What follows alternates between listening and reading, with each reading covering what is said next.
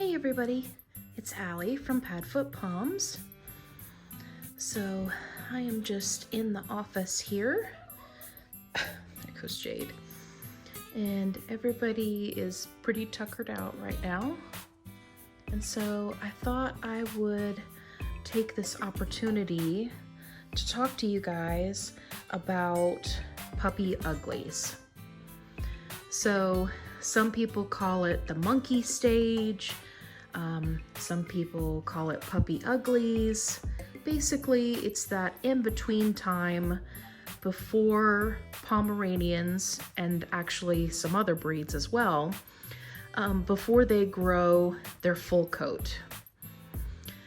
So what you end up with is a puppy that may not look true to breed, right? They may look like a mix or they may look like another breed. Specifically with Pomeranians, they have a tendency to look like Chihuahuas. And so this is something that your breeder should talk to you about. Hey, Gooby, you want to say hi to everybody? He's like, no, I just want you to pet me. Okay, good boy. This is something that your breeder should talk to you about. And something that you should be prepared for, because specifically with Pomeranians, their adult coat may not come in completely until they're 2 or 3 years old. So it's just something that you have to take into consideration. It doesn't mean there's anything wrong with the dog. It doesn't mean there's anything wrong with their coat. And we will also talk about some things that you can do to help their coat grow, and some tips and tricks as far as grooming goes. Right, Gooby? He's like, I don't care. Just love me. Love me. Love the Gooby. Okay, so for the next part of our video, I'd like to put some pictures up on the screen so that you guys can see exactly what I'm talking about when I'm talking about the quote-unquote puppy uglies. So we'll go through a series of images of puppies when they are young, and then again when they are adults. So what you're going to want to pay attention to is that many times before your puppy reaches their adult coat, they're going to go through growth phases, and the hair grows in phases. It's exactly what it sounds like. So sometimes the guard hairs, which I'll show you on Gooby, the longer, softer hairs right here, they have a tendency to grow first.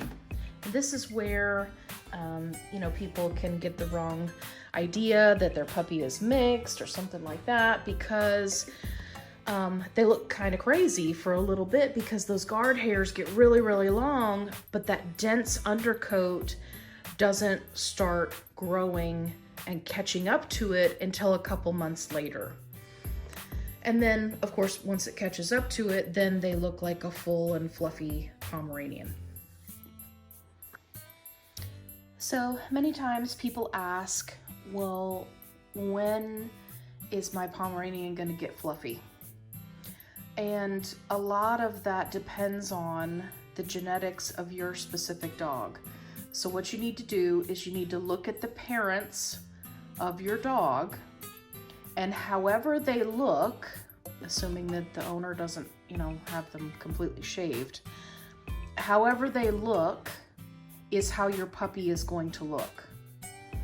So, for example, if they have, kind of the long, softer type of coat, like Iceland has here, and Jade, right? It is much more manageable, much easier to deal with. It is less prone to matting, but there's also not as dense of an undercoat. There is an undercoat, but it's not nearly as dense and not nearly as coarse. So those Pomeranians have a tendency to be less fluffy. They'll still be a little bit fluffy, but it won't be as dense as some of the other Poms that you may have seen. And I'll insert some pictures here so you know what I'm referring to. The other variety, if you can see, please excuse all the stuff. We're in the process of cleaning out the office. If you can see, both Logan and Bear, they have very dense, very coarse undercoats. And what that means is they are going to be very, very fluffy, very full coated. You'll often hear breeders refer to it as a double coat or a triple coat. It's really just a descriptor to kind of let you know how thick and dense their coat is going to be. This type of coat is much more prone to matting. It is very important that you keep them brushed and combed on a regular basis, if not daily, because they will mat behind the ears, they will mat, anywhere joints kind of, rub on the fur, so like armpits, elbows, all of that.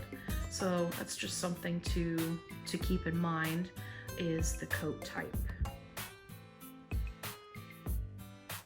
Now, I'm sure you're wondering, what are some things that you can do to help ensure that your puppy's coat grows in nice and thick and full to the best of their ability, and that it grows quickly?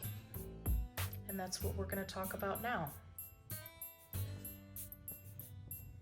So, the main component that's going to dictate a lot of how your puppy's coat grows is going to be their nutrition. And if you are a member of the Padfoot Poms group, you know that I drive this point home every day. It is very, very important.